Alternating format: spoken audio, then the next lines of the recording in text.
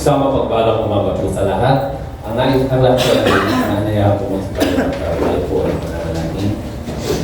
Mga kapatid, sa umaga po ito na ito po na patigin natin ang ating mga kapatid sa mapagpalang umaga at masayang buhay para sa ating Panginoon. Ngayon mga kapatid, kung tayo po ay may mga bitbitin na alalahanin, alam naman po natin na ang pangako ng Panginoong Diyos ay hindi na tayo iiwan at ang lahat po ng ating mga alalahanin ito po ay kanya na pong pinagawin. Mga kapatid, yari po natin ang ating padalangin sa ating Panginoon. Tayo po ay manalangin. Amang nasa langit, salamat po sa iyong kabanalan. Nararapat na alam po, Panginoon, na kami ay mapuri, sumamba sa iyo. Panginoon, salamat po dahil ang lahat po ng aming alalahanin ay iyo po pinahuli na, Panginoon. Salamat po, Ama, dahil parati ka pong nariyan upang kami ay gabayan at samahan sa araw-araw po ng buhay. Ama, salamat po sa biyayang buhay na pahiram mo sa araw po ito at mga ipahiram mo pa sa bawat araw po ng aming buhay. Salamat po, Panginoon, sa umagang ito. Napakaganda, Panginoon, at salamat po dahil kami ay muling nagkasama-sama sa bahay-samahan ito, Panginoon, upang manalangin, magpasalamat at magpuri po sa iyo. Natin namin, Panginoon, na ikaw ay aming kapasaya sa umaga po ito. Sa kabila, Panginoon, ang aming pagkukulang, kami po ay humingi ng kapatawaran sa iyo. Panginoon, tatawarin mo po kami kung ano po ang nagiging pagkukulang sa iyo. So hindi, Panginoon, sa aming mga mahal sa buhay. Nilalapit po namin sila sa iyo, Panginoon, naggabayan po sila kahit di po namin sila kasama sa oras mo ito. Panginoon, nilalapit po namin sa iyo at namin gagamitin mo sa oras mo ito upang ihayag ang iyong banal na salita. Panginoon, gabayan po siya sa iyong mga mula at galing. Bigyan mo siya ng alis ng wisdom. Pwede po, Panginoon, sa lahat ng mga awit at ito. Bigyan mo po siya ng kalakasan. Panginoon, ilayo mo po sa lahat ng karamdaman, Panginoon, ang mga taong naniniwala po sa iyo. Alam po namin, Lord, na kapag iniling namin ay iyong mong ipagkakaroon. Salamat po, Ama, dahil naniniwala kami na ang aming mga karamdaman panadala sa oras po ito, maging ang aming kahinaang spiritual ay iyong mong pinakakasya. Pinagaling, Panginoon. Salamat, Lord, kasi alam namin na parati ka na riyan at hinihiling po namin, Panginoon, na lukuban mo po kami ng iyong banal na Espiritu sa oras po ito. Nawa, Panginoon, ito'y manahan sa aming mga puso at parati at nakasama, Panginoon, sa lahat ng desisyon namin sa aming buhay. Panginoon, salamat po sa mga sa iyo po namin ang nagkakatiwala ang aming pagkakalik sa araw po ito. Hindi pa rin sa iyo ang pinakamatang pagpapuri at pasasalamat at pagsamba. In Jesus' name we pray. Amen.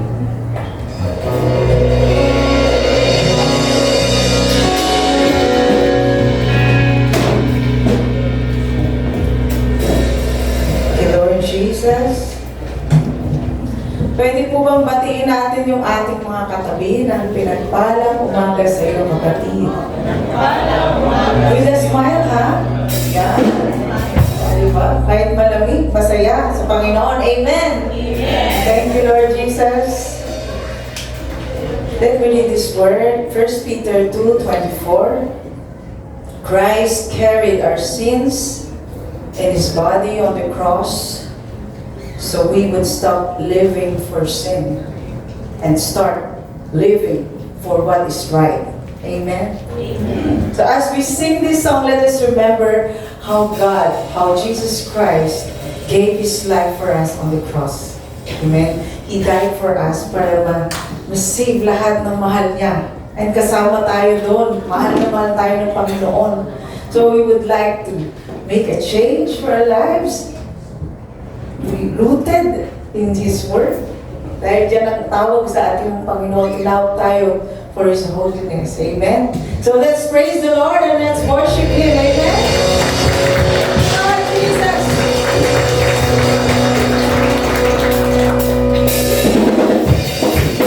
Clap your hands!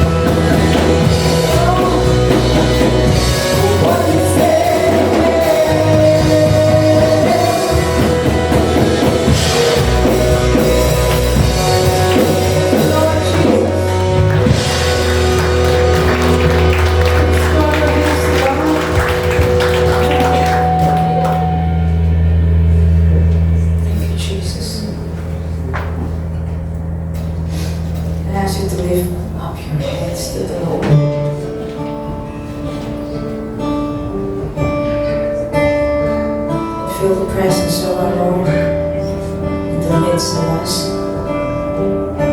Lord Jesus, truly you are here.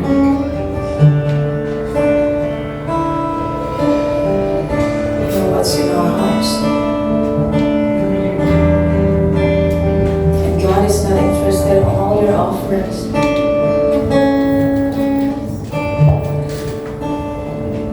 He's only seeing our hearts. Kung ano ang nasa puso natin. Nilalaman ng puso natin.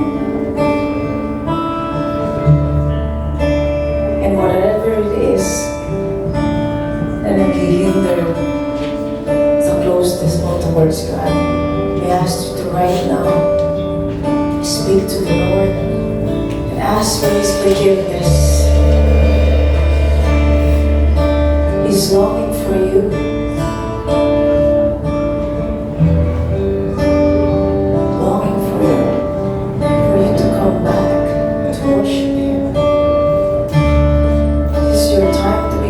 The Lord. It's not into your past. Ano bang pagkakamali yan?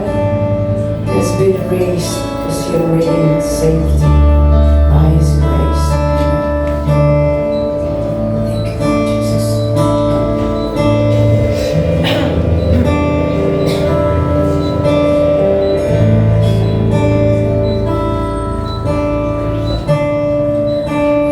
Music fades and all is stripped away, and I simply come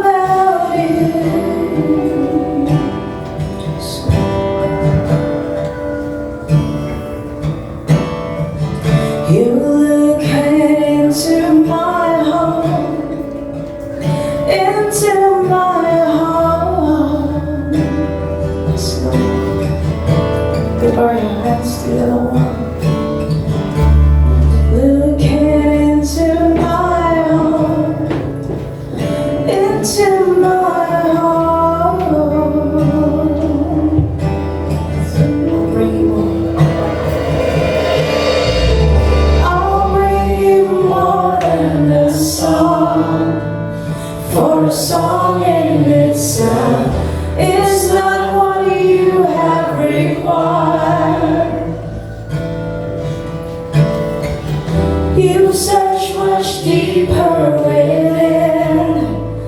Through the way things appear, you're looking into my heart. You sing to the Lord with all your voice.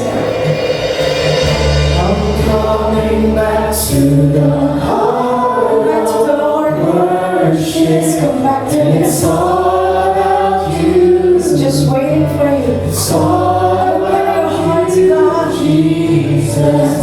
I'm sorry for something I've made it. It's all about you. It's all about you. Jesus.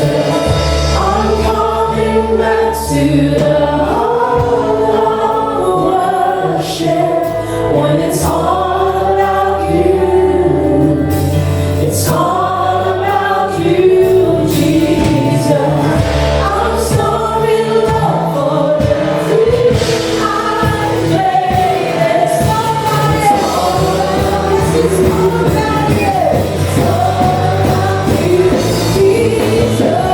I'm going back to the heart of worship. It's all about you. It's all about you, Jesus. I'm sorry, Lord, for everything I've made. It's all about you. It's all about you, Jesus. I'm coming back to the heart of worship. It's all about you. It's all about you, Jesus. I'm sorry, Lord, for everything I've made. But it's all about you. It's all about you, Jesus.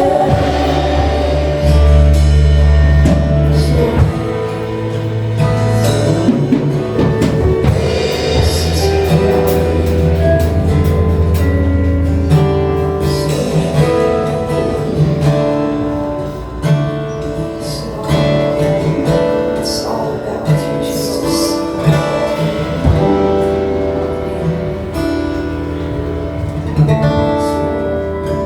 Let's continue to worship the Lord. Let's lift our hands to God. Thank you, Jesus.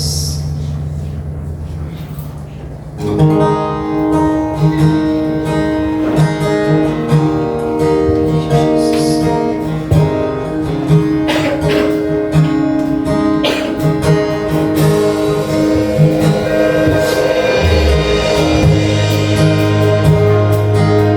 Our hands to the Lord.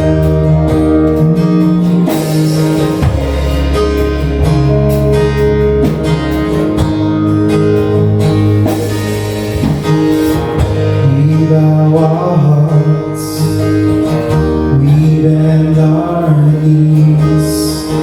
Oh Spirit, come make us humble. We turn our eyes from evil things. Oh Lord, we cast down our idols. Give us clean hands, give us pure hearts. Let us not lift our souls to another. Give us clean hands, give us pure hearts. Let us not lift our souls to another.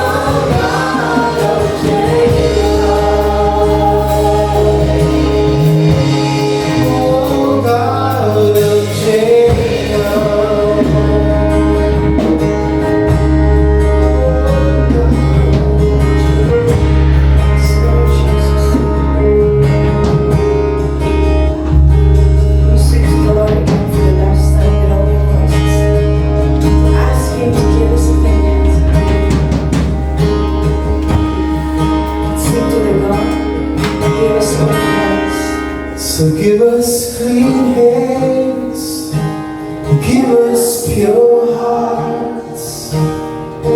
Let us not lift our souls to another. Give us clean hands, oh God. Give us pure hearts. Let us not lift our souls to another. Let us be a generation that seeks your face, oh God of Jacob. Oh God, let us be a generation that seeks your face, oh God of Jacob. Oh God of Jacob. Oh God of Jacob.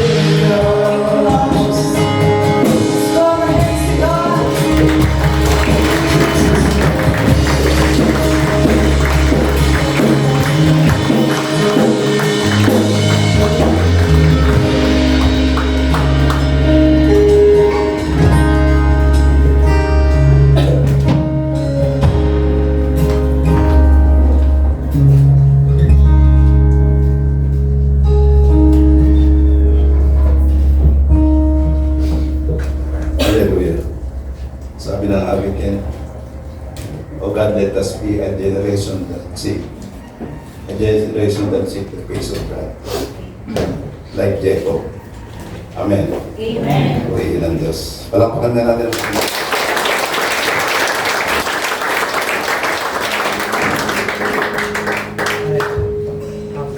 Tapos natin ating kamay para sambitin natin ating pananampalataya sa salita ng Diyos.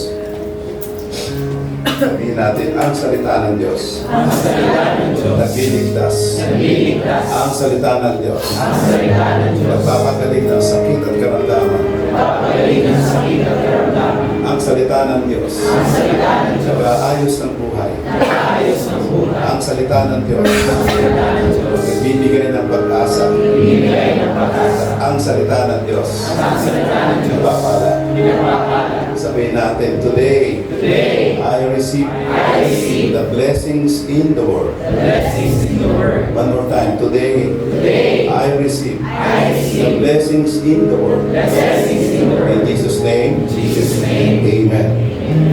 Purihin ng Diyos, dapat tayo sa pagbasa ng salita ng Diyos na matatagpuan sa aklat ng Roma, Kapitulo 8, mula talatang 1 hanggang 17. Kaya ngayon, hindi na hahatulan ng kaparusahan ang mga na kay Kristo Jesus. Sapagkat sa pakikipag-isa natin kay Kristo Jesus, pinalaya na tayo sa kapangyarihan ng kasalanan at kamatayan sa pamamagitan ng kapangyarihan ng banal na Espiritu na nagbibigay buhay. Verse 3. Ang kautusan ay hindi makapag-alis.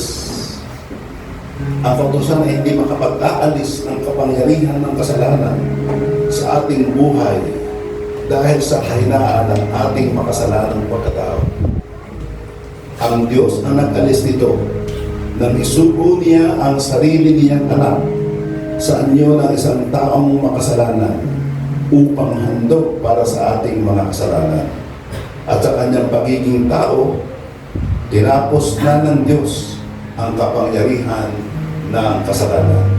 Verse 4. Ginawa ito ng Diyos para ang ipinatutupad ng kautusan kung matupad nating mga namumuhay sa patnubay ng banal na Espiritu at hindi sa ating makasalanang pagkatao. Verse 5. Sapagkat ang mga taong namumuhay ayon sa kanilang makasalanang pagkatao ay walang ibang iniisip kundi ang nais ng kanilang pagkatao.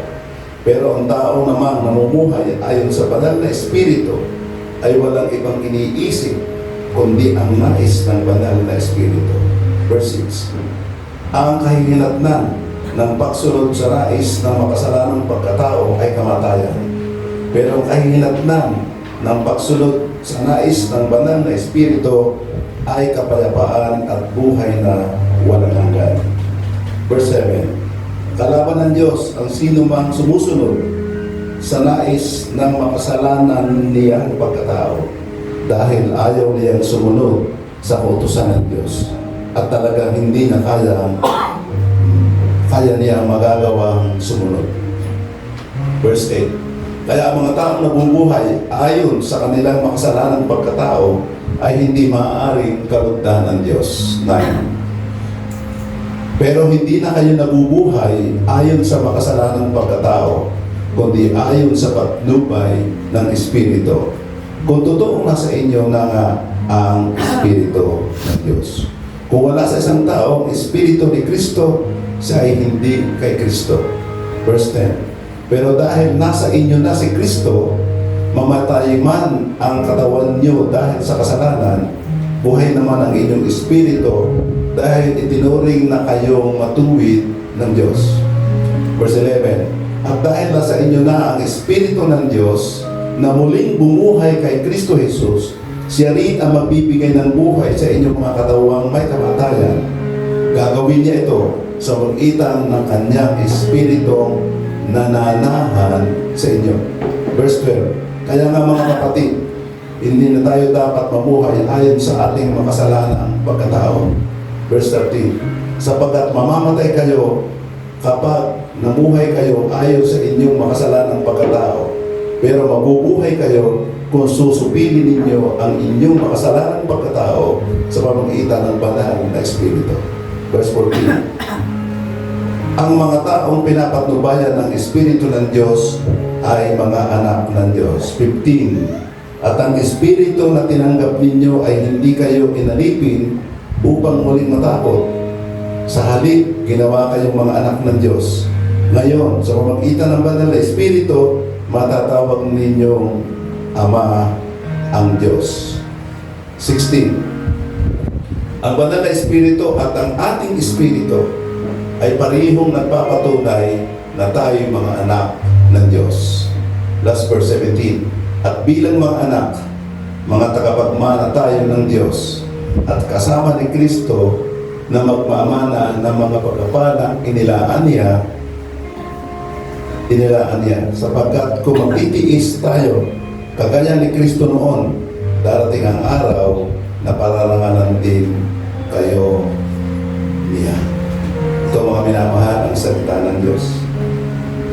Manalangin po tayo sandali. Tumulong natin ang ating mga ulo. Father, we recognize your very presence in our midst today. Be with us. Open the hearts of everyone to be receptive to your message today.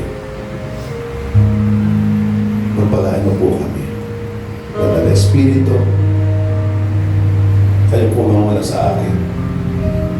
Gamitin mo lamang ako malulog ng pagpapala sa mga patay ko. Let the wonders of your word be revealed today. And bless us and become a new being in the power of the Holy Spirit. Magsalita po kayo, Ama. Through your Spirit. Handa kami makinig. Sa pangalan ni Jesus. Amen. Purihin ng Diyos.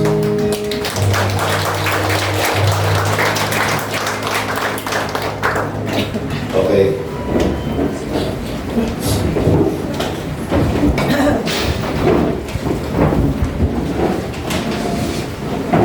Maraming sinisipon.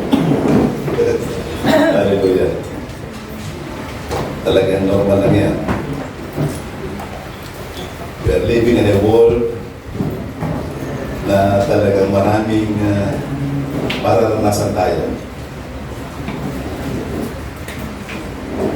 Habang nananalig tayo sa pagdating ng ating Panginoon. and everything will become new. Hallelujah. Okay. Sa mga naunang mga pahayag ni San Pablo sa Aklat ng Roma, mula chapter 1 to 7, doon po ay makikita natin na the law has the right to condemn us due to our failure to keep the law. Talaga ho tayo ay we are sinners, binabanggit tawag sa Romans 3. Kasi ito po yung naging series ng pagtuturo ko sa aming mga tauhan. And we are already in chapter 8. But one time, minsan po ay naituro ko dito yung 6, chapter 6. Kung titingnan mo natin, mula chapter 1 hanggang chapter 7, naroon po yung kalagayan ng tao.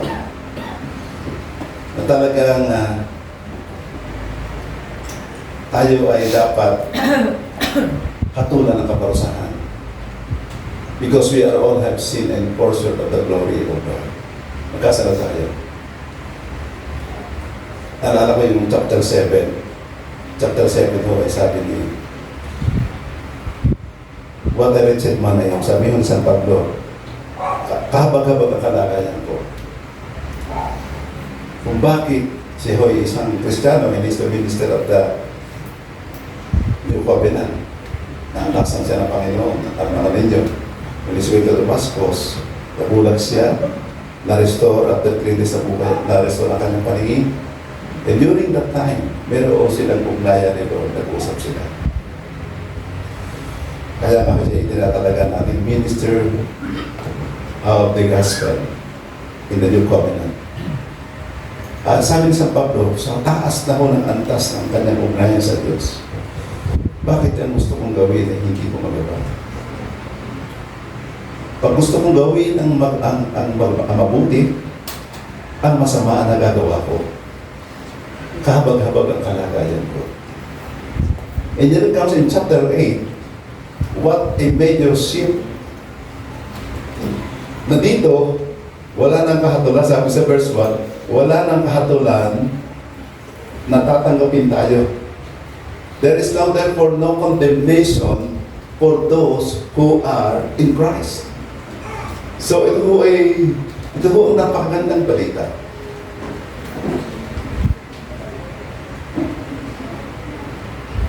Kaya ho, napapagtanto natin na bakit nga ba sa buhay natin, tayo na may Kristiyano na, pinanahatag po natin ang sarili natin, nagagawa pa rin natin ay ang gawain ng kalikasan ng ating pagkatao makasalanan. At alam natin na dahil ito sa kalikasan ng pagiging makasalanan na naman ng ating kaedad, meron itong tinatawag na generational sin. Kahit tayo Kristiyano na, narin pa rin mo yung sin nature yung ating flesh. Hindi mo nawawala yun.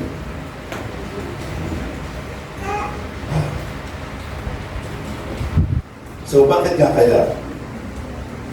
At ito ang ating tatalakayin sa aralin natin sa araw na ito na binigyan ko ng titulo, ang bagong buhay in the power of the Spirit. New life in the power of the Holy Spirit. Kaya ito po, I have here 6 items, not just 3. 6 items to be discussed to you this morning. Number 1, malaya na tayo sa kapangyarihan ng batas at kamatayan. We have been set free from the law of sin and death. Inalis na parang ang kamandag ng kasalanan ng batas at kamatayan. Yung kapangyarihan niya ay naparang na. Sabi ko sa verse 2 na ating teksto sa araw na ito, sapagkat sa pakikipag-isa natin kay Kristo Jesus, pinalaya na tayo sa kapangyarihan ng kasalanan at kamatayan. Yun ho, nakipag-isa lang tayo. Tinanggap na ba natin si Kristo sa buhay natin? Siya ba ang nakabandera sa puso natin? Siya ba talaga'y Panginoon ng ating buhay? So alam natin yun, na tayo'y naki Kristo. At sinasabi dito, we have been set free from the law of sin. Yung sinasabi ditong law, Paul here uses the law to describe the power. Hindi ho yung law of Moses. Yung law binabanggit dito, yung power over you. Ano ba yung sumasakop sa iyo, sumasaklaw sa iyo? Yung atin pong laman. The lust of the flesh. Yung ating sin nature. We are Christian, instead we have our sin nature. At kapag ang sin natin, nature natin ay isang nagdikta sa isipin natin, kikilos tayo. Magdidesisyon tayo. Kapag makapangyarihan ng ating flesh, ang laman natin, at mahina ang gabay ng banal na Espiritu, kulang tayo sa lalim sa ugnayan sa Panginoon, that part of you, your soul, that part of you that will think and reason out, ay sa mangyayari. Kaya ang decision natin, laman, kung ang namamayani sa atin ay flesh. Remember this, I said a while ago, tayo po ay Kristiyano na. God is in us. The Holy Spirit is in us. There are 4 major names of the Holy Spirit. Number 1, the Spirit of Christ, the Spirit of the Father, the Holy Spirit, and the Comforter. Nasa atin ako yan. But still, we have our sin nature. Magkalaban ang dalawang yan. At yung decision making mo ay susunod kung sino mas malakas sa iyo. But we are walking in the Spirit.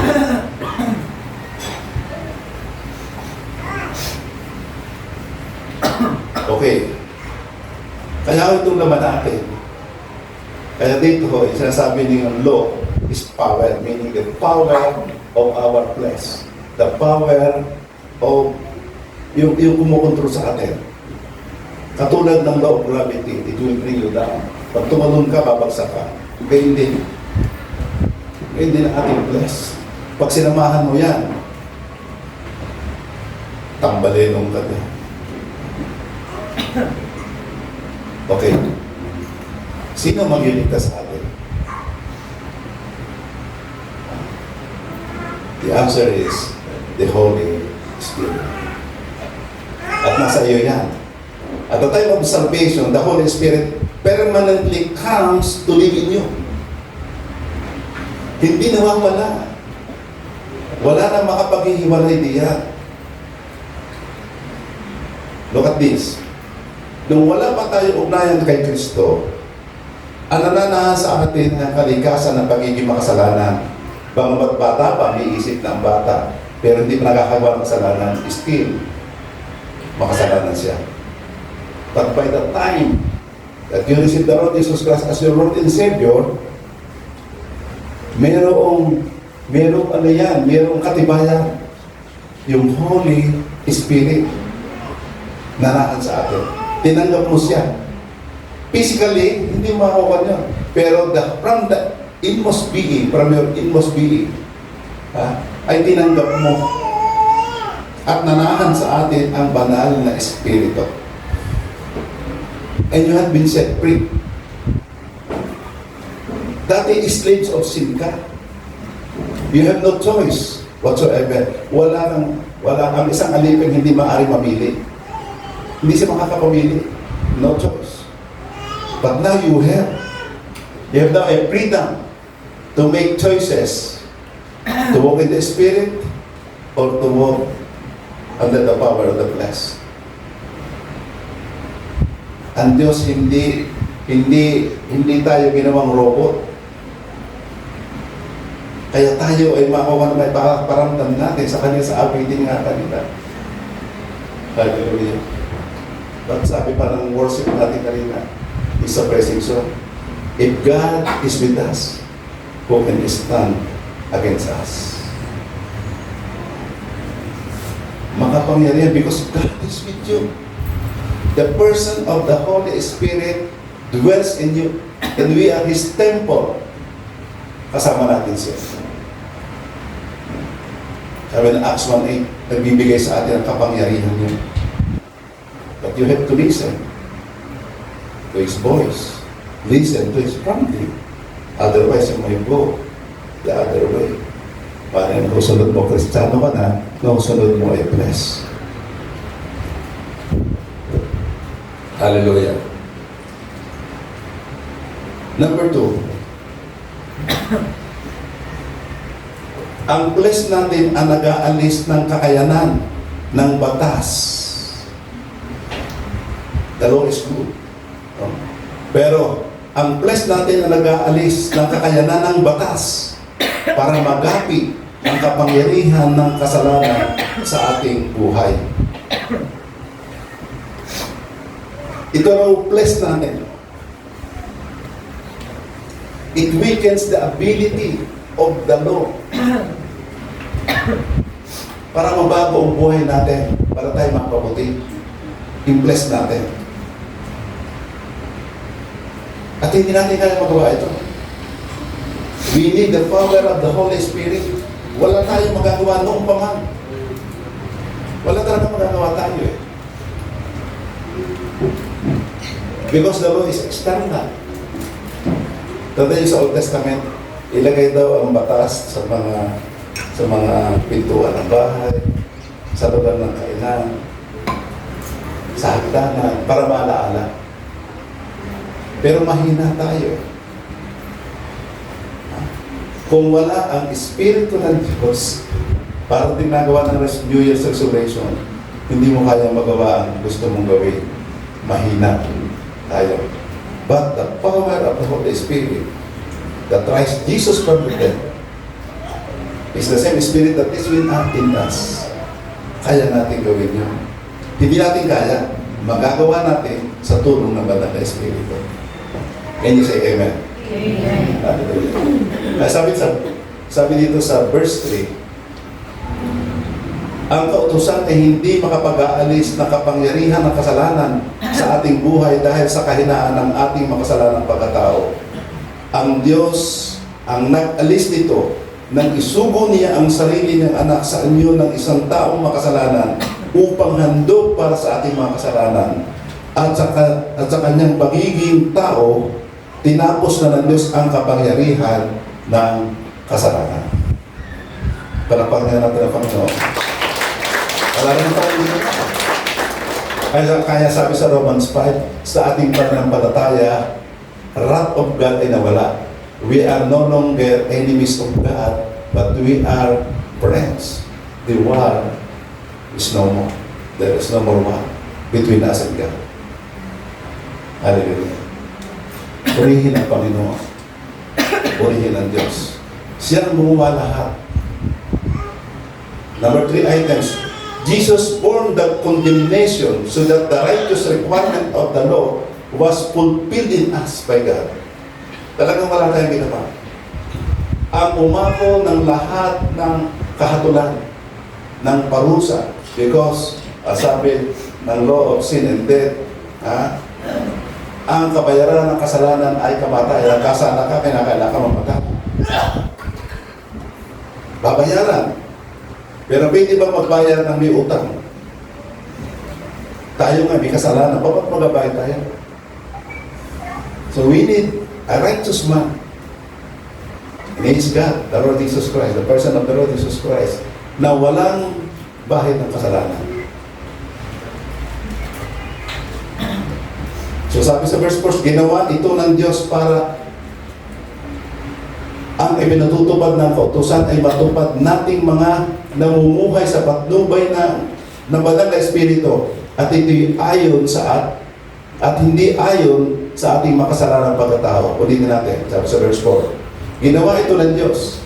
Ibig sabihin, ginawa ng Diyos yung pag-ako ng kaparusahan. He became our substitute. Ginawa ito ng Diyos para ang ipinatutupad ng kautusan ay matupad nating mga namumuhay sa patnubay ng Banal na Espiritu at hindi ayon sa ating makasalanang pagkatao. So it is not by our obedience but by the indwelling presence of the Holy Spirit living Presence, like living in the Spirit, have peace, joy, and order.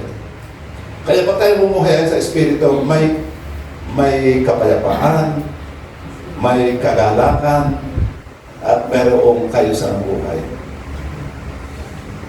Naalala ko yung ako'y nagkabisita kasi nung bagong taon nagkabisita ko ng binaan ako nung ako'y age 35. 10 years after our wedding, magbabaka na ako noon.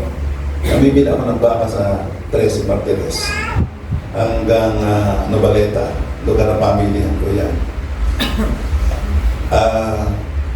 Ang kasama ko doon sa pamimili ay mga kilalang tao, ma-influence ang tao, at yun yung bakada mo eh. So, ang buhay nila, wala pa ako, hindi pa ako Kristiyano na. Pare-pare ako mimi pa rin. Nakita ko yung litrato ko, wala na akong litrato noon eh. Pero minsan papakita ko siya.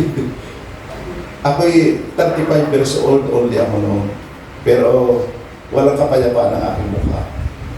Tama nga malabong-buhok, naka-apro kasi uso noon yun yung Marcel tumatawag sa tulay sino? Pakito Diaz. Hindi. Dante Barona. Naka-apro, malabong-buhok. Pero makikita niyo, malungkot ang ako.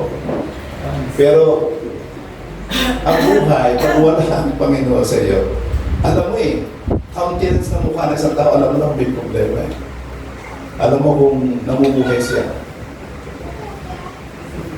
Pero pagka nasa atin ang Panginoon, may ngiti parati sa labi. Parating labas ang pangmais. Okay, sabi dito, life living in the Spirit have peace, joy, and order. Okay. At ang banal na Espiritu is actually inside of you. We are the temple of the Holy Spirit. He empowered or enable us to live according to the law. Okay, we are not under the law. Pero mapapansin natin, hindi na nga tayo under the law, pero yung requirement ng batas, hindi natin namamalaya, nasusunod na natin. Nakakaintindihan ba tayo? Kasi sabi sa Galatians 5:14 ay ganito, sapagkat ang buod ng buong kautusan ay nasa isang utos. Mahalin mo ang iyong kapwa gaya ng iyong sarili. So, first and foremost, alam mo na mahal mo ang Diyos. Diba? Kaya sabi ni Jesus Christ, there are two greatest commandments. Dalawa lang greatest commandments. Love God and love your neighbors. Pumapaloob na doon. Kaya dahilan sa banal na Espiritu, binibigyan tayo ng kalakasan o kakayanan na hindi natin namamalayan, natutupad na pa natin ang batas. Can you say amen? Hallelujah. Kasi alam niyo, noong paunang panahon, it was foretold by Prophet Jeremiah. Ito ho tayo, we are New Testament believers. But in the time of Jeremiah, it was foretold na ang batas ay mababago. No? Hindi na external. Hindi na inasabi ko kanina nakasabit paratendiya, pinapalaala na hindi naman kaya ito pa rin. Sabi dito sa Roma 8:33,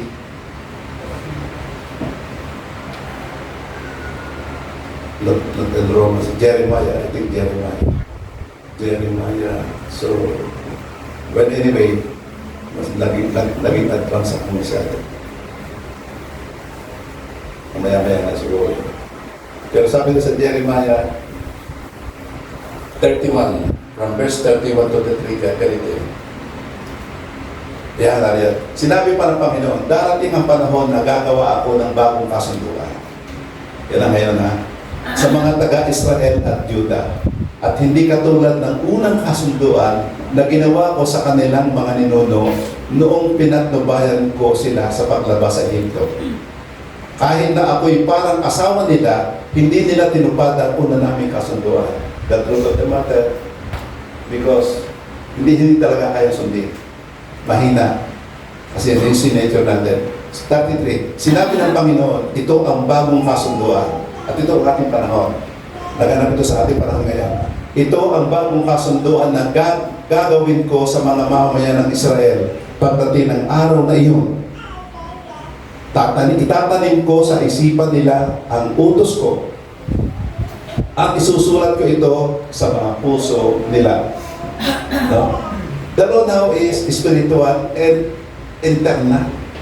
Nakaukit na sa puso natin. Ibig sabihin,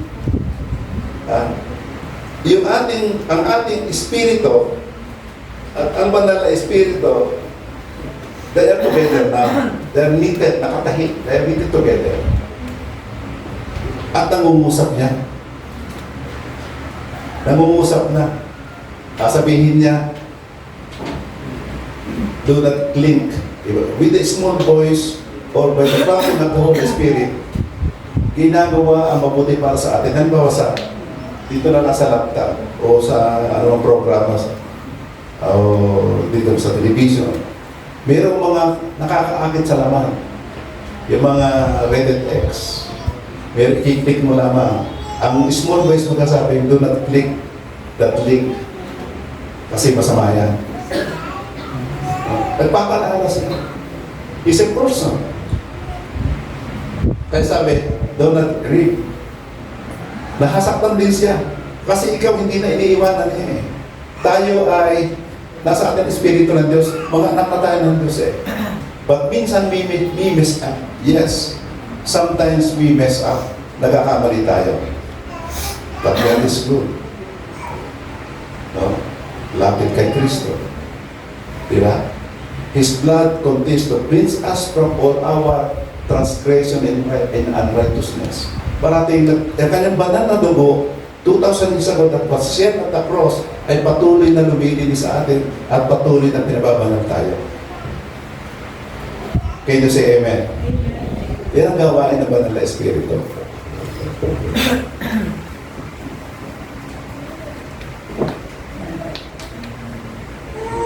Hallelujah.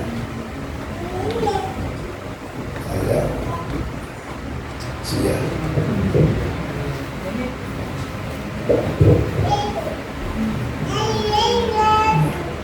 Okay.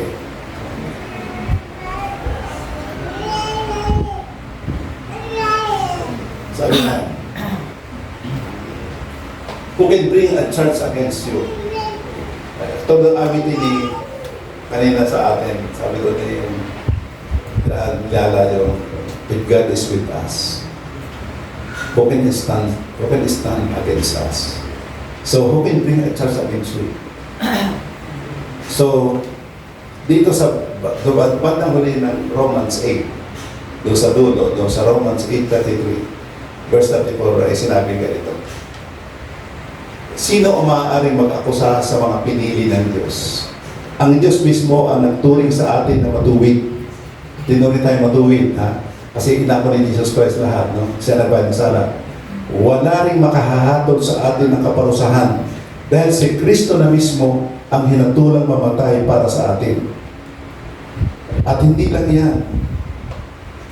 Muli siyang binuhay at nasa kanan kamay na ngayon ng Diyos at namamagitan para sa atin. Is our advocate. Namamagitan sa atin. Sila advocate is our attorney general. Tagapagtanggol natin. No? Sino nga ba? Siya namatay para sa atin. Sino hahatol sa atin? Siya ang umako ng kasalanan natin. Siya mismo ay testigo. At minsan sa buhay natin, nung takapin natin siya, pinawalasanan na tayo. Don't you know that we are all holy and righteous in the sight of the Father because of what the Lord has done? Can you say amen? Amen. Sa paningin ng Ama tayo ay malinis na. Wala na tayong kasalanan. No? Kaya, pag nabatid naman natin na mula sa kadiliman, nasa kaliwanagan na tayo, para bang nakakaya naman bumalik. Sabi ng 1 Peter 2:23 kanina, nakilala. Magkaroon na tayo ng major shift na lumakad na tayo ayon sa gusto ng Diyos. Kaya say amen. Tingnan niyo, sa verse 4 items ng aking tuturo, ang pagkakaiba ng tao na namumuhay sa flesh versus namumuhay sa spirit. Tingnan ang pagkakaiba nito. Sabi sa verse 5 to 9, sapagkat ang taong namumuhay ayon sa kanilang makasalanang pagkatao ay walang ibang iniisip kundi ang nais ng kanilang pagkatao. Pero ang tao namang namumuhay ayon sa banal na espiritu ay walang ibang iniisip kundi ang nais ng banal na espiritu. Hallelujah. So pag kami sa Galatians, ang bunga ng espiritu ay pag-ibig, kagalakan, kapayapaan, kainuhunan, kabaitan, kabutihan, at pagpipigil sa sarili. Pero pag nalakad ka ay ang gusto naman ng laman, ng flesh, hindi ito makaila ang pangangalan niya, karimari-mari ng pamumuhay, kahalayan, pagsamba sa Diyos-Diyosan, pagkaingit, pagkagalit, at iba pang tulad nito. So, may babala ang Diyos doon. Now, sabi dito, 6, ang kahihinatnan ng pagsunod sa nais na makasalanang pagkatao ay kamatayan. Pero ang kahihinatnan ng pagsunod sa nais ng banal na espiritu ay kapayapaan at buhay na walang hanggan. 7. Kalaban ng Diyos. Kalaban ng Diyos ang sinumang sumusunod.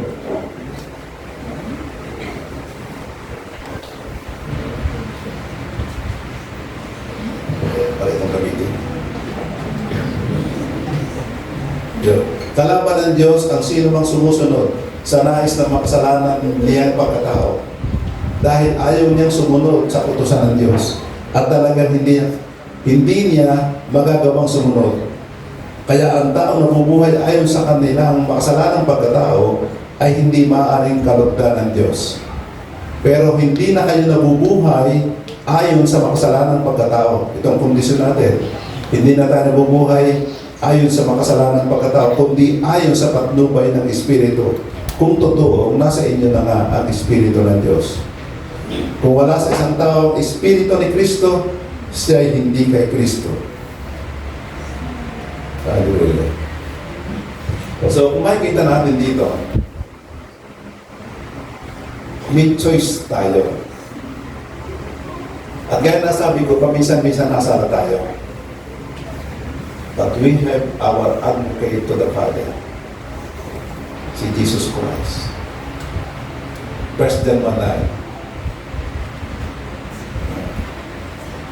Accept that you will sin, repent, and our God is rightful, is faithful and just to forgive us from all our sins at pagsakasal. Gayaan po. Kaya hindi ko pwede yung hindi na lang inatawad na hindi pwede yun. No? God has provided us a way out. Kaya tayo, kasi napanggit ko minsan ng turo dito, the more that you come to repentance, kung nagiging lifestyle mo ang repentance, yung appetite mo to commit sin ay nababawasan. Kasi in the natural, sa atin na lang, sa ating mga magulang, kung parati lang the same na pagkakamali, o palit-ulit nagawa ko sa hingi ka na hingi ng tawad, siguro aabutin ka na rin naman ng aabutin ka na rin ng sawa, at maging ang magulang natin ay maaaring mamuhi na rin sa atin. No? Hallelujah.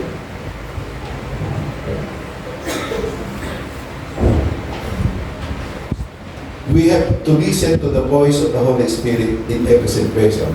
or listen to His prompting, yung conviction, parating may conviction, because the Holy Spirit is in us, our God, hindi na tayo pinakondemn. Pero the Holy Spirit, may conviction. May prompting, nangungusap siya. Nangungusap siya. Naranasan na ba niyo yun? Ako, ang aking patakaran sa buhay, kung sa aking decision na may struggle, I pause for a while. And I pray and ask the guidance of the Holy Spirit. At naroon siya. He will comfort us. Sometimes mayroong plano ako, pero may struggle kahit ako nag-pray. So, hindi ko tutuloy ang plano ko. May struggle eh. Di ba, the life living in the Spirit ay mayroong peace, joy, and order. Kaya hindi na tayo harsh ng decision. Hindi na tayo pabigla-bigla. Kasi may kasama ka naman tatanungin eh. Nasa iyo ang banal na Espiritu. Can you say Amen? Sabi sa Galatians 5:18, ngunit kung nagpapasakop na kayo sa banal na Espiritu, kung tayo submissive to the prompting of the Holy Spirit, submissive to the revealed Word of God, as led by the Holy Spirit, sabi dito, ngunit kung nagpapasakop na kayo sa banal na Espiritu, hindi na kayo sakop ng kautusan. Ibig sabihin, nagpapatunay lamang na talagang namumuhay sa atin ang Espiritu ng Diyos. May kapangyarihan na Espiritu ng Diyos.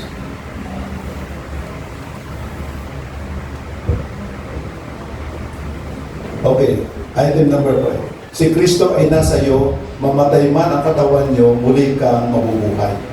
This is the promise of resurrection. No? Kaya, sa buhay natin, ikaw nasa Panginoon. Sabi nga, pag nasa iyo ang banal na Espiritu, o ikaw ay born again ka na, then, isa lang ang kamatayan mo, physical. Pero kung wala sa isang tao ang banal na Espiritu, o hindi ka born again, pag ikaw ay namatay physically, meron ka pang second death. At yun ang pinakamahirap. Yung permanenteng mawalay ka sa ating Panginoon. Okay.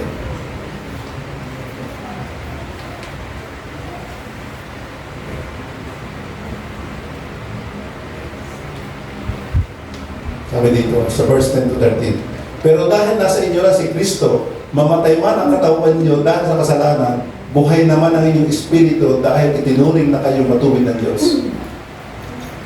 At dahil nasa inyo na ang espiritu ng Diyos, na muling bumuhay kay Jesucristo, siya rin ang magbibigay ng buhay sa inyong mga katawan may kamatayan. Gagawin niya ito sa magitan ng kanyang espiritu na nananahan sa inyo.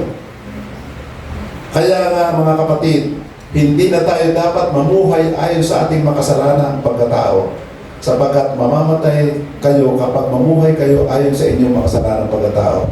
Pero mabubuhay kayo kung susupinin ninyo ang inyong makasalanang pagkatao sa magitan ng banal na Espiritu. So, the promise of God ay ganito. Yung mga namatay na naking Kristo, pagpalit ng Panginoon, unang bubuhayin. At tayo naman mga buhay pa, kung dumating, halimbawa mamaya, o bukas at buhay pa tayo ay hindi na makakaroon ng kamatayan. Kundi, instantly, we will given a heavenly soul. Papalitan ng ating tirahan. The real good is the Spirit. Hindi natatanda. There's a promise of no decay. Hindi na magdidikay. Hindi ka natanda. Wala nang pulupog. Wala nang paghina ng tuhod. Mananatili ang karakasan natin. No? No more tears. Hallelujah. Number 6, ang Espiritu ng Diyos na tinanggap nyo ay Espiritu ng kapayapaan. We have that is the peace of God. Nahasa natin. Huwag natin kalilimutan niya. Nalilimutan natin na may komporta. Kung isa tayo na may kalungkutan. That is true. Sabi dito sa verse 14 and 15, ang mga taong pinapatubayan ng Espiritu ng Diyos ay mga anak ng Diyos. At ang Espiritu na tinanggap niyo ay hindi kayo inalipin upang muling matakot. Sa halip, ginawa kayong mga anak ng Diyos. So tayo ay mga anak ng Diyos. At yan ang tinanggap natin.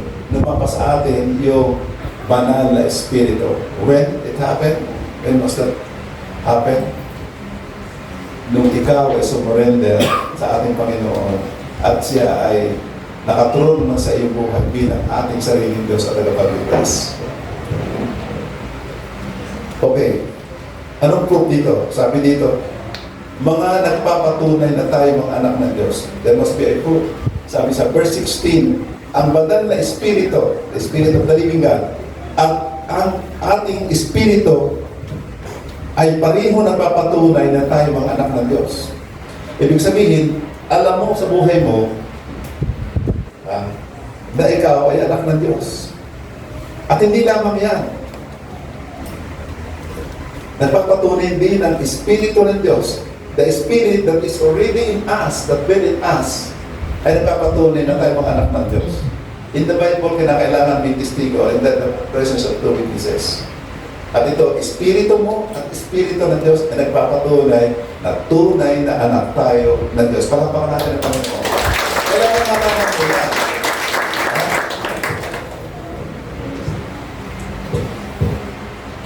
Items number 8. Ang pagdurusa ni Kristo at kalwalatian ni Kristo ay halimbawa para sa atin. Okay. Hindi pwedeng kasama yan eh.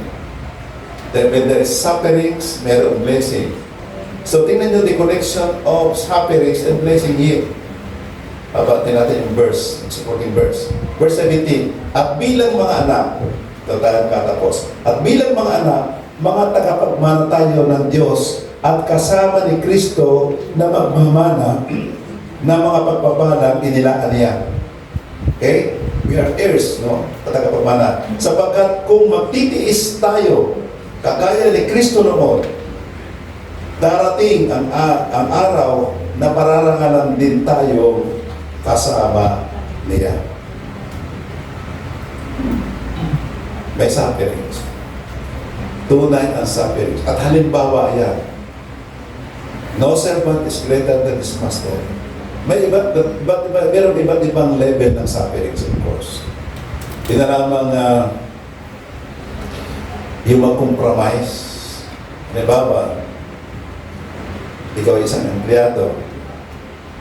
The instructions of your boss is ganito, gawin mo ito, nalabag sa batas. O maglagay ka na lang ng what we call this pandaraya. Bilang Kristiyano,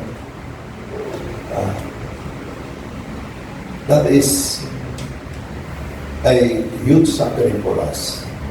Suffering is bila lamang na mahod sa traffic na lamang. Sa traffic na lang na ikaw ay maakusahan ng traffic violation. Samantalang, naalala ko kasi nung ako'y matagal na ito, may dalawang basketball player sa Adamson. Nung kami bitin pa ditong King Joseph, ay nagdadala ko sa sakyan ay jeep. Jeep na hindi magandang tingnan.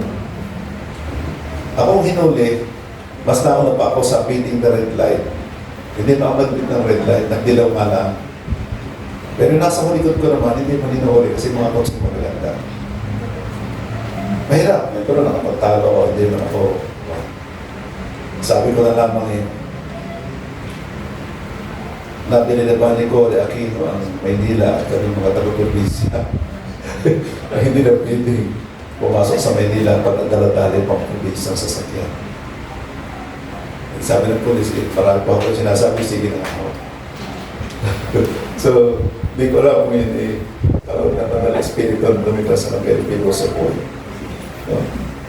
Okay, purihin ng Diyos. So, again, dito sinasabi na in this world there is trials and tribulation. Kasi wala, when there is pain, mayroon pain. Sabi ko kanina, kung may sufferings, may ginagawaan doon siya. May solution na. Ang dami namin sufferings. Kaya na din one by one, baka tayo hindi makatapos. Pero, thanks be to God. Sa panahon ito ngayon, kaligayahan ko na yung mag-employ. At kaligayahan ko na magamit. Especially dito sa school. Ang school natin ay lumalaki na lumalaki at napakaraming kabataan na kailangan ng counseling. No? Nagiging busy ko rin ng asawa at iba pang faculty kaya kami naghalo rin ng teacher. Pero yung dalawang binong teacher para sa sister baby na magamit.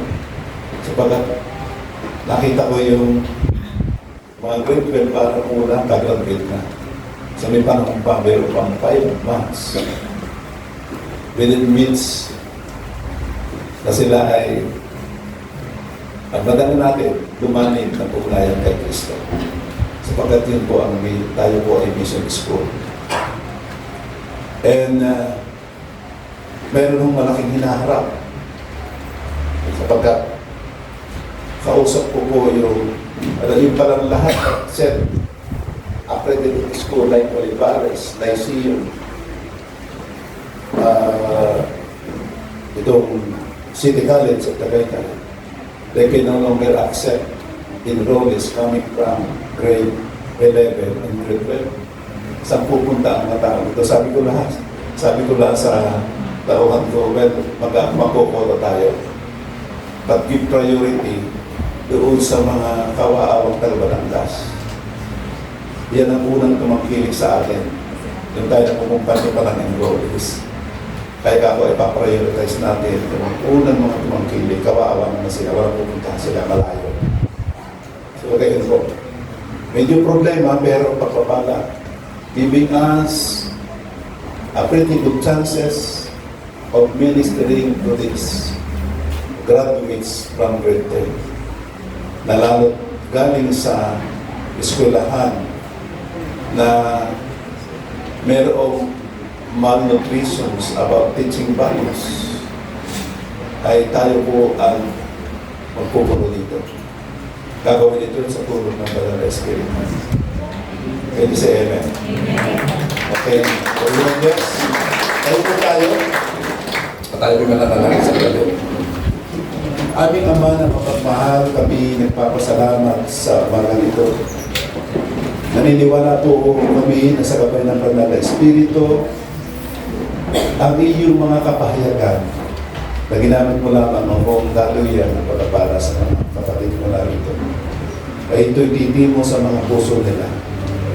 At tatayo, they will rise up and build it up, Lord, to be a minister of reconciliation, especially to those na hindi pa nakakakilala sa iyo. Gamitin po bawat isa, because all believers are minister of the gospel. So bless them, Lord, and make their houses a place of worship para sila ay maging deep rooted at sila may magamit din. Naniniwala kami, Panginoon, there will be multitudes of believers na may evangelize ng Iglesia nito. Amen. Sa ngalan ng Ama, ng Anak at ng Diyos Espiritu Santo. Amen. God bless you.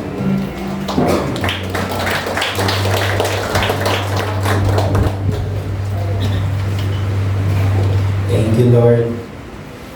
Na-bless po ba kayo, mga kapatid? Amen. Praise God. Thank you, Lord. Tayo po itadamo sa banal na hapag ng ating Panginoon. Ihanda po natin ang mga tinapay at inumin na ating tinanggap kanina. Purihin ng Diyos.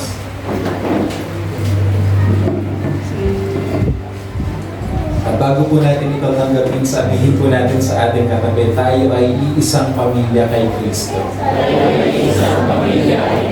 Tayo po bilang mga Pilipino, madalas nating marinig yung word na parish o sa Tagalog ay parokya. At kadalasan, ang mga simbahan sa ating bansa ay tinatawag na parish. Napakaganda po ng kahulugan ng word na parish dahil galing po yan sa two words. Una, par, na ang ibig sabihin ay many, at oikia, na ang ibig sabihin ay pamilya. So pag pala sinabing parish, many families. At pag tayo nagsasama-sama, kagaya ng ginagawa natin ngayon, we become one family in Christ. Amen. At isa rin pong salita na very familiar sa ating mga Pilipino ay yung word na Eucharist, na lagi natin iniuugnay sa Lord's Table or Communion. Pag sinabi pong Eucharist ay Thanksgiving, at kaugnay po niyan ang pista. Sabihin nga natin pista. Kaya ang tawag po sa Lord's Supper or Communion ay hapag, na kung saan inaanyayahan ng Panginoon ang many families, ang par-oikia, na lumapit sa hapag ng Diyos at tayo kakain bilang isang pamilya. Amen? Maaaring magkakaiba po tayo ng ipinido. Merong De Los Reyes, merong Uy, may Creus, may Panganiban, ano pa mga ipinido dito? Ronario, Ragimbin, Cruz, ano pa? At iba't iba pa, Dinglasan, iba't iba tayong ipinido. Parang pinapakita sa atin talagang magkakaiba tayo. Pero sa tuwing hinahawakan po natin ang tinapay at inumin na simbolo ng katawan at dugo ni Kristo, wala na tayong pagkakaiba. Tayo po'y iisang pamilya kay Kristo. Amen? And God is calling us to invite other families to join the feast, to join this celebration of God's love. Amen. Praise God. Tapikin mo nga yung matabi, sabihin mo sa Kanya, hindi tayo etsa puwera. Hindi ka etsa puwera. Angkan ka ng Diyos. Pamilya ka ng Diyos. Ganda nung pagtuturo natin kanina, talagang natin yung tema ng pagsunod sa kautusan ng Panginoon. At hindi po natin kayang humambang sa pagsunod kung tayo nag-iisa lang. Kailangan natin ng kapatiran kagaya nito na mag-i-encourage sa atin, magpapam sa atin at magsasabi, kapatid, narito tayo, sama-sama tayong hahakbang, papalapit ng papalapit sa kalooban ng Diyos. Amen! Kailangan natin ng isa't isa. Sabi mo nga sa katabi mo, kailangan kita. Kailangan kita. At sabihin mo din sa Kanya, kailangan mo ako. Kailangan mo ako. Amen? Tingin ulit sa katabi, sabi mo sa Kanya, sobra ka na. Sobra ka na sa kagandahan. Amen? Marami sa inyo talagang kilala ko maraming taon na unang tungtong sa church, talagang parang, alam mo yun, parang ang dilim ng itsura. Pero talagang habang na-expose sa salita ng Diyos, lumiliwanag ang mukha. Amen? Yan ang bunga ng salita ng Diyos. That's why there is blessings in the Word. Amen? Praise the Lord. Thank you, Jesus. Hawakan po natin ang tinapay. And as one parish, as one family of God, many families but one body, let us celebrate His love. Huwag po natin gawin parang isang ritual lang ang Lord's Supper, kundi gawin po natin itong celebration. Nandun po yung expectation natin na sa pagtanggap natin ng tinapay at inumin ito, tatanggap tayo ng napakaraming biyaya ng Panginoon. Sino po sa inyo excited na tumanggap ng mga biyaya ng Panginoon as we touch this bread and this drink? Amen. Praise the Lord. Sabi ni Jesus, huwag niyo akong kakalimutan. At isa po sa paraan para hindi natin siya makalimutan ay ang tinapay at ang inumin. Sabi po ng isang kilalang preacher by the name of John Calvin, ang sabi niya, sa tuwing tayo ay nagtitipon at hawak natin ang tinapay at inumin na ito, bumababa daw ang presensya ni Kristo. That's why naalala natin si Jesus. He once walked on earth with us. He became flesh so that you and I will be reconciled back to God. Mga kapatid, taas po natin ang tinapay. Sabihin natin, Panginoong Jesus, thank you for your body, crucified at the cross of Calvary for me. Thank you for loving me. Hindi kita hinanap, ikaw ang humanap sa akin. At sabihin mo, Panginoong Jesus, salamat sa iyong banal na Espiritu na ngayon ay nasa akin. Ngayon, makasusunod ako sa iyong kalooban. I can now obey your commandments because of your Spirit that is in me. Amen. Tanggapin po natin ang tinapay.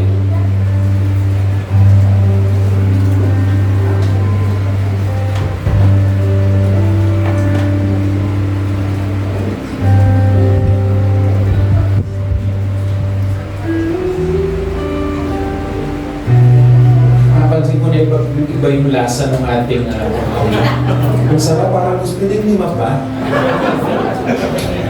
Ang sarap.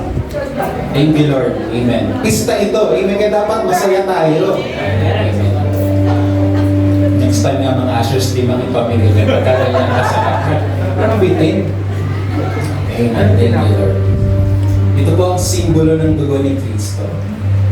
Dahil po sa dugo ni Kristo, tayong lahat ay nahugasan. Tayo mga inaling anak ng Diyos. Amen. Sabihin mo sa katabi mo, ako'y anak ng Diyos. Sabihin sa kanya, alam kong anak ka rin ni Lord. Magkamukha tayo. Ulitin mo sa kanya, sabihin mo sa kanya, magkamukha tayo. Hindi yata masabi, parang kayo naaani. Iisa ang ating Ama. Amen? Sabihin po natin, Panginoong Jesus, salamat sa inyong dugo na naghugas sa aking sarili. Ako ngayon ay banal na, kaya ako'y inspired na bawat araw maging banal kaya mo.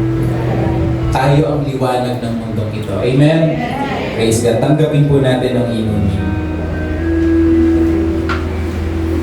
Okay?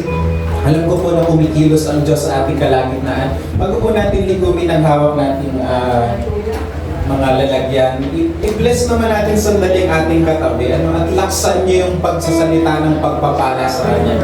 I want you to bless people beside you. Sige po, for the next 30 seconds, just bless the person next to you. Sabi mo sa kanya, I pray that the Lord will reveal more of Himself to you. Samahan ka ng Panginoon sa pag-aaral mo. Come on, just bless one another. Amen. Thank you, Lord.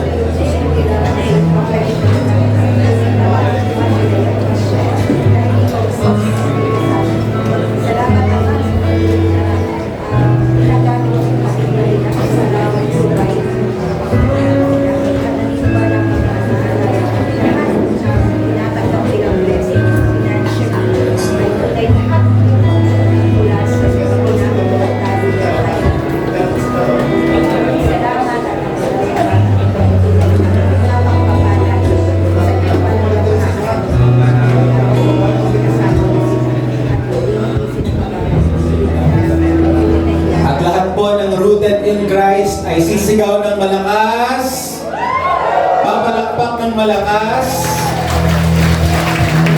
at magsasabi ng malakas na Amen.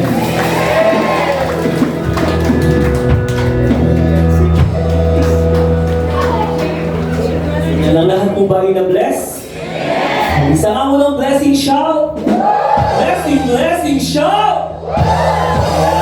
Salamat Lord at salamat kay Pastor Nestor sa word ngayong umaga na sinasabi ng the power of sin in the Holy Spirit. Isama rin ko lang, the sin natures, the Holy Spirit is in us. Laging nasa atin ang Holy Spirit at hindi nawawala. The next, ang nag-alis ng kakayanan ng batas para magapi ang kapangyarihan ng kasalanan, ang umako ng lahat ng kaparusahan at kasalanan ay tinubos ng ating Panginoon, and He is the righteous man. Ang taong namumuhay sa makasalanang tao o sariling pagkatao, pagkakaiba sa taong namumuhay sa banal na Espiritu. At si Kristo ay nasa ating pamatay man ang katawan natin, muli tayong mamumuhay. Ang Espiritu na tinanggap natin ay kapayapaan at pagdurusa ni Kristo ay kalwalhatian din ng ating Panginoon. Amen!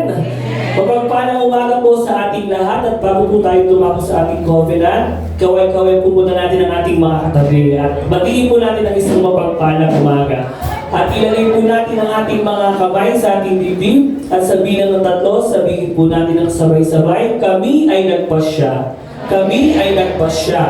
Kami ay nagpasyang magmahalan bilang magkakapatid. Ang isa ay para sa lahat, ang lahat ay para sa isa. Ang lakas ng isa ay lakas ng lahat. Ang kahinaan ng isa ay kahinaan ng lahat. Kami ay nagpasyang magtulungan sa hirap at ginhawa. Ang bawat isa ay hugutan namin ng lakas. Kami ay nagpasyang sama-samang lumago bilang mga anak ng Diyos sa pangalan ni Jesus. Amen and amen. Makakaupo na po ang lahat. At sabi niya ito, Juliet, wala daw tayong newcomers. Ayan, sa pagkakataong ito, tago po tayo sa ating mga announcement.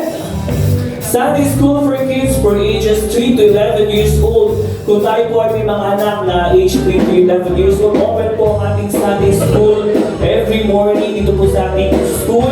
Magpa-register daw po sa ating mga head o mga namumuno ng Sunday School. Blessings in the Word Community, the Art of Preaching class, every Tuesday po ito, pag hindi kayo busy, every 5:30 p.m. to 7 p.m. How then can they call on the one they have not believed in, and how they can believe in the one whom they have not heard, and how they can without someone preaching to them. It's Romans 10:14. So mag-invite po tayo ng mga po pwedeng sumali o pwedeng makinig sa ating The Art of Preaching every Tuesday. Next, Weekly Youth Fellowship, ito po ay nagaganap every week via Zoom every Saturday 8:30 p.m. So sa lahat po ng mga kabataan na gusto po makinig ng Word of God at mapasama sa ating mga youth ministry, pwede po tayo umattend weekly. Blessings in the Word Community, your family, your home, your friend. Sunday worship services, morning fellowship at 9 to 11 a.m. Ito po ngayong umaga every Sunday, at pag hindi po nakadalawa yung umaga, meron din po tayo evening fellowship at 7 to 8:30 p.m. mamayang gabi. And also home prayer meeting for your family. May guide po tayo sa every group and page. Yung po yung tawag ng simbahay na alam ko nasisimula na po ng bawat isa. And ito po yung Filipino Anabaptist Network Growing Missionaries Churches. Registration fee at 500 pesos, and it will be on February 17, 2024 from 8 p.m. to 5 p.m. at Christian Development Center. Ayan. So magpa-register lang po tayo.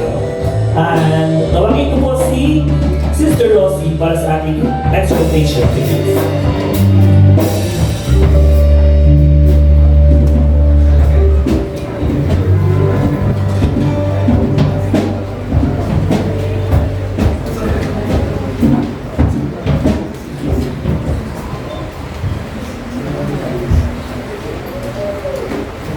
Okay, magandang umaga po sa ating lahat. Tayo po ba ay na-bless? Amen! Amen! So, isa nga po muna blessing shout. Okay. So, sa umaga po ito, nandito na po tayo sa exciting part ng ating pong worship service. At ito po ay ang giving.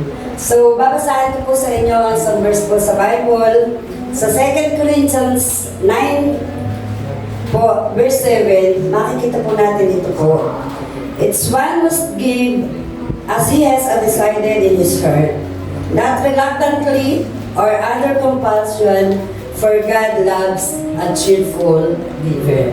Okay, so ang ibig sabihin daw po nito sa atin, kung tayo daw po ay magbibigay, kinakailangan po ito ay bukas sa ating kalooban, hindi tayo napipilitan at hindi po tayo mag-aatubili. Kasi nakikita po ng Diyos ang nilalaman po ng puso ng bawat isa sa atin. Kung tayo po ay maluwag sa ating kalooban at tayo po ay nakapagbibigay, yun po ay malaking pagpapala po sa atin at malaking glorification po para kay Lord. Kasi tinitignan po ni Lord, hindi po yung ating halaga, hindi po yung kung gaano kalaki ang ating binibigay, kung hindi po yung laman ng ating puso. Yung ating willingness para po tayo makapagbigay. And glorifying God sa pagbibigay po natin. Kasi po, yan po ay nagagamit ng ating mga manggagawa para po sa paghahayo ng kanyang mga salita. And then, kapag po yan ang mga tao po ay nakarinig po ng kanilang mga salita, nabahaginan po tayo, people will be drawn to Jesus Christ and respond the gospel. So, naaabot po natin ang mga lugar na hindi pa po naaabot ng mga salita ng Diyos, katulad po ng mga hindi po nagkakaroon ng pagkakataon, ng mga pagsimba. So, ang mga manggagawa po ay siyang nagdadala ng salita ng Diyos sa kanilang mga tahanan. At ang mga kapatid po natin na nakakarinig ng mga salita ng Diyos ay pinagpapala din po dahil sila po ay mapapabilang sa kaharian ng Diyos. And being generous and obedient is one way of how we glorify the Lord. So, ihanda na po natin ang ating mga kaloob at magbigay po tayo ng kagalakan because nasabi po, God loves a cheerful giver. Amen. So, ay taas na po natin ang ating mga kaloob at handog at ating po pag-pray.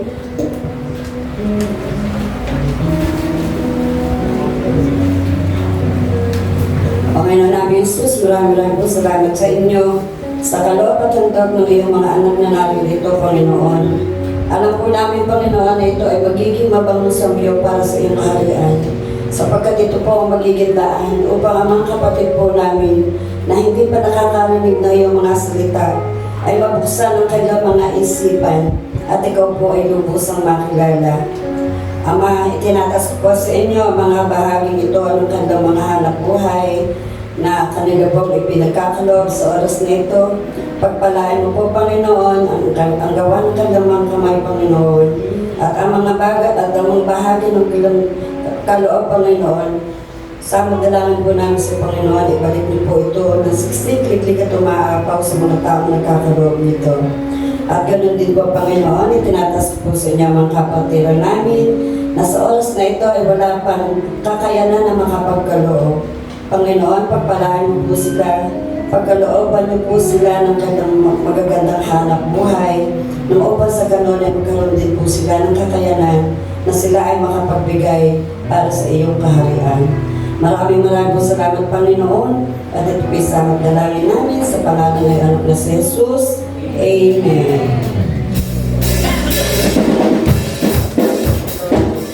Ayun po tayo. Awit tayo sa Panginoon.